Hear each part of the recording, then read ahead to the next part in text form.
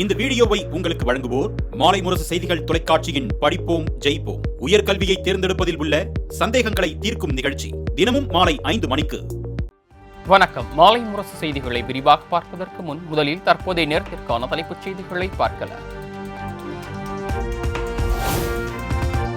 கச்சத்தீவை மீண்டும் திரும்ப பெறுவது தொடர்பாக சட்டப்பேரவையில் முதலமைச்சர் கொண்டு வந்த தீர்மானம் ஒருமனதாக நிறைவேற்றம்.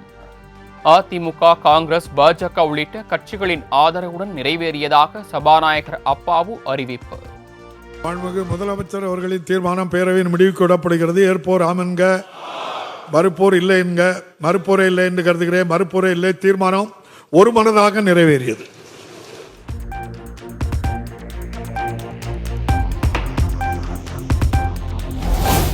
கடந்த 10 ஆண்டுகளாக ஆட்சியில் இருந்தபோது கச்சத்தீவு விவகாரத்திற்கு தீர்வு காணாமல் என்ன செய்தீர்கள் என இபிஎஸ்க்கு முதலமைச்சர் கேள்வி. தற்போது டெல்லி சென்றீர்களே, அப்போதாவது பிரதமரிடம் இதுகுறித்து பேசினீர்களா என்றும் முதலமைச்சர் மு.க. ஸ்டாலின் சரமாரி வினா. நீங்களும் ஆட்சி பொறுப்பில் இருந்திருக்கிறீர்கள். 10 வருஷம் நீங்களும் இருந்திருக்கிறீங்க. இல்ல 10 வருஷம் இருந்திருக்கிறீங்க. அப்ப என்ன செஞ்சீங்க? நாங்கள் கிட்டத்தட்ட 54 கடிதங்கள் அனுப்பிச்சு வச்சிருக்கோம். இது வரைக்கும் பிரதமர் நிறைய சந்திக்கிற முதலமைச்சர். இப்போ நீங்கள் டெல்லிக்கு போயிட்டு இருந்தீங்களா, சொல்லிட்டு இருந்தீங்களா? இதை பற்றி சொல்லியிருக்கீங்களா? சொல்லுங்க.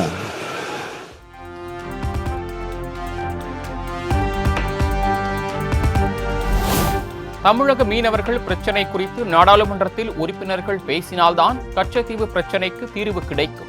பிரதமரை சந்திக்கும் போதெல்லாம் மீனவர் விவகாரம் குறித்து தான் பேசியதாக எதிர்க்கட்சித் தலைவர் எடப்பாடி பழனிசாமி விளக்கம்.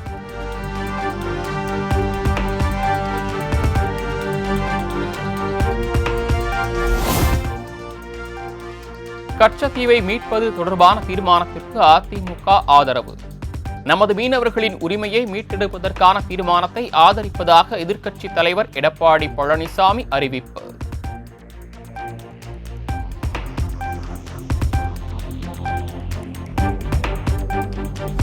தேர்தல் நேரத்தில் மட்டுமே கச்சத்தீவு மீட்போம் என்று கபட நாடகம் ஆடுகிறார் முதலமைச்சர் மு.க. ஸ்டாலின். கச்சத்தீவை விட்டுக் கொடுத்து 50 ஆண்டுகள் திமுக மௌனமாக இருந்ததாகவும் பாஜக மாநில தலைவர் அண்ணாமலை விமர்சனம்.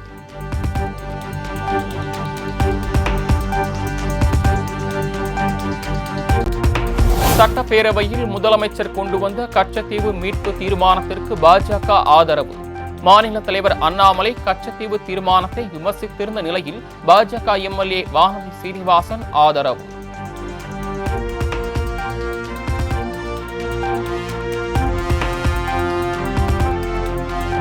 எத்தனை அரசியல் நிலைமைகள் மாறினாலும் தமிழ்நாட்டை சார்ந்த மீனவர்கள் தாக்கப்படுவது மட்டும் மாறவில்லை என முதலமைச்சர் மு.க. ஸ்டாலின் வேதனை. தமிழக மீனவர்கள் கைது, படகுகள் பறிமுதல் போன்ற நடவடிக்கைகள் தொடர்கதையாகி வருவதாகவும் பேச்சு. இருந்தவங்க தோற்று புதியவர்கள் ஆட்சிக்கு வந்திருக்கிறாங்க. ஆனாலும் தமிழ்நாட்டு மீனவர் நிலைமை மாறல. மீனவர் மீதான தாக்குதல் ஓயல. பாரம்பரிய மீன்பிடி உரிமை கொண்ட நம் மீனவர்கள் மீன்பிடிக்க செல்லும் போது தொடர்ந்து சிறைபிடிக்கப்படுறாங்க.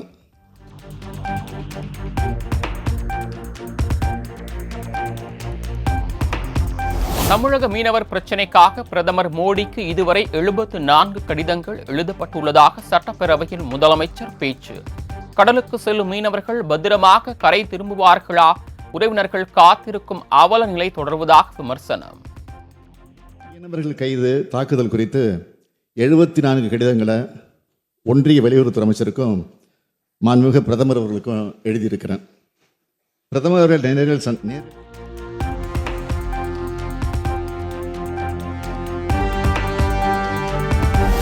இந்தியா இலங்கை இடையிலான ஒப்பந்தத்தை மத்திய அரசு பரிசீலனை செய்ய வேண்டும். 3வது முறை ஆட்சிக்கு வந்துள்ள பாஜக அரசு மீனவர் பிரச்சினைக்கு ஆக்கப்பூர்வ நடவடிக்கை மேற்கொள்ளவில்லை என்றும் முதலமைச்சர் மு.க. ஸ்டாலின் விமர்சனம். இதனை கருத்தில் கொண்டு இந்திய இலங்கை ஒப்பந்தத்தை மறுபரிசீலனை செய்து கச்சத்தீவை திரும்பப் பெறுவதற்கான அனைத்து நடவடிக்கைகளையும் ஒன்றிய அரசு உடனடியாக மேற்கொள்ள வேண்டும் என்றும்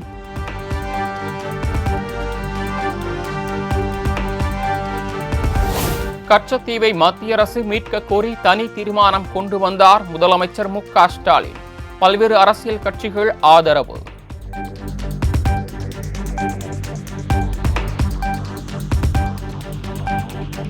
மதுரையில் மார்க்சிஸ்ட் கம்யூனிஸ்ட் கட்சியின் 24வது அகில இந்திய மாநாடு தொடக்கம். பிரகாஷ் காரத், பினராயி விஜயன் உள்ளிட்ட மூத்த தலைவர்கள் நிகழ்ச்சியில் பங்கேற்பு.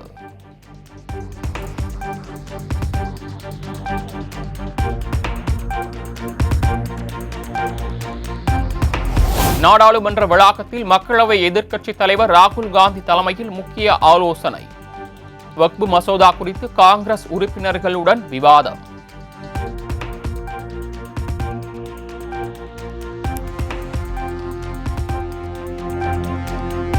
தமிழகத்திற்கு வருகை தரும் பிரதமர் மோடியை சந்திக்க நேரம் கேட்டு முதலமைச்சர் மு.க.ஸ்டாலின் கடிதம். தொகுதி மறுசீரமைப்பு குறித்த கூட்டு நடவடிக்கை குழு கூட்டத்தின் தீர்மானங்களை நேரில் வழங்க திட்டம்.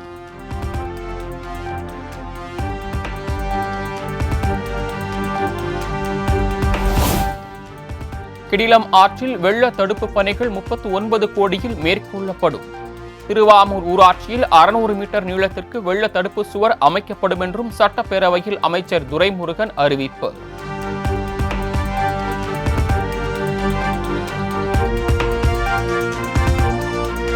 மதுரவாயல் சென்னை துறைமுகம் உயர்மட்ட சாலை பணிகளை விரைந்து முடிக்க வேண்டி கொங்கு ஈஸ்வரன் சார்பில் சட்டப்பேரவையில் கவன ஈர்ப்பு தீர்மானம்.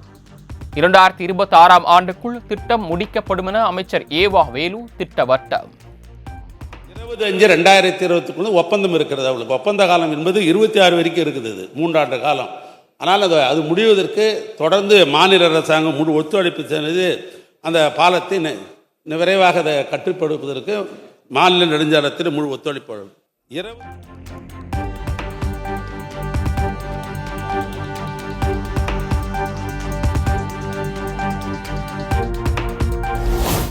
உத்திரகோசமங்கை திருக்கோயில் குடமுழுக்கு விழா தமிழிலும் நடத்தப்படும்.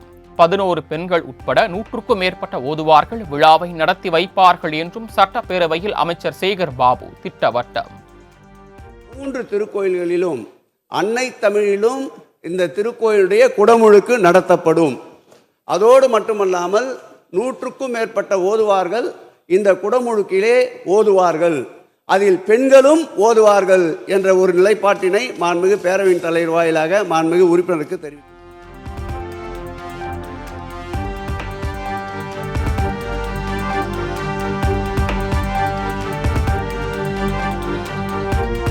கோயில் நிலத்தில் ஆக்கிரமித்து குடியிருப்பதற்கு வாடகை தராதவர்களை உடனடியாக அப்புறப்படுத்த வேண்டும்.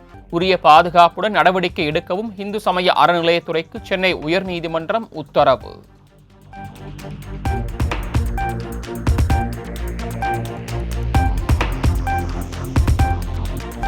இ-பாஸ் நடைமுறையை திரும்பப் பெற வலியுறுத்தி நீலகிரி மாவட்டத்தில் கடையடைப்பு போராட்டம்.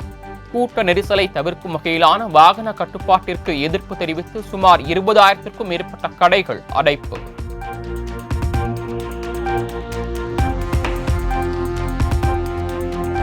புதுக்கோட்டை மாவட்டம் இலுப்பூர் முத்துமாரியம்மன் கோயில் திருவிழாவையொட்டி விறுவிறுப்பாக நடைபெற்ற ஜல்லிக்கட்டு. போட்டியினிடையே மாட்டின் உரிமையாளரும் மாடுபிடி வீரரும் சரமாரியாக தாக்கிக் கொண்டதால் பரபரப்பு.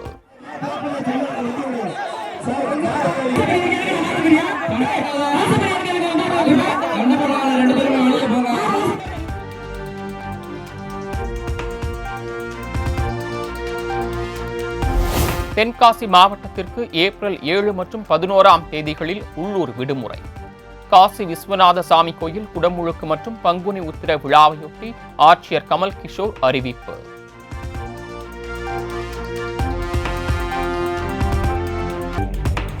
கிருத்திகை தினத்தையொட்டி திருத்தணி முருகன் கோயிலுக்கு வருகை தந்த ஆயிரக்கணக்கான பக்தர்கள். கோயில் பின்பக்க கதவை உடைத்துக் கொண்டு ஏராளமானோர் வெளியேறியதால் தரிசனத்திற்காக காத்திருந்த பக்தர்கள் அவதி.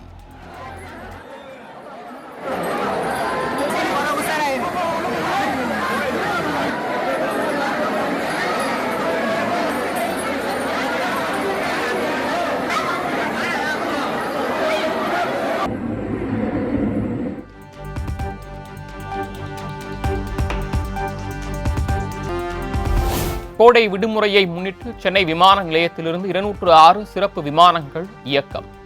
பயணிகள் கூட்டத்தை சமாளிக்கும் வகையில் சர்வதேச விமானங்கள் மற்றும் உள்நாட்டு விமானங்கள் இயக்கப்பட உள்ளதாக தகவல்.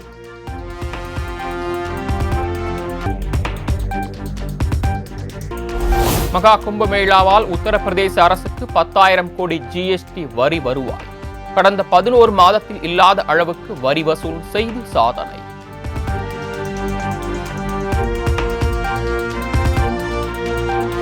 மத்திய அரசின் வக்ஃபு வாரிய சட்ட திருத்த மசோதாவுக்கு ஆதரவு. மத்திய பிரதேச மாநிலம் போபாலில் இஸ்லாமிய சமூக மக்கள் கைகளில் பிரதமர் மோடி உருவம் பதித்த பதாகைகளை கைகளில் ஏந்தியவாறு முழக்கம்.